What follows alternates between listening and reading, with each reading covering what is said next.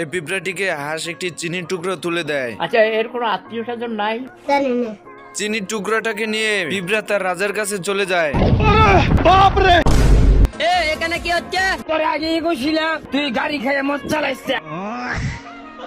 চিনির টুকরো দেখে সব পিঁপড়া এক জায়গায় জড়ো হয়ে যায়।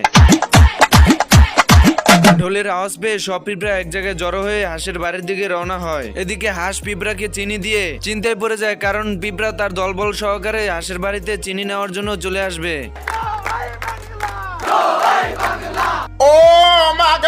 এরপর হাঁস দৌড়ে গিয়ে তার ঘরের দরজা জানলা সবকিছু আটকিয়ে দেয়, যাতে পিঁপড়ার দল তার ঘরে কোনোভাবে প্রবেশ করতে না পারে।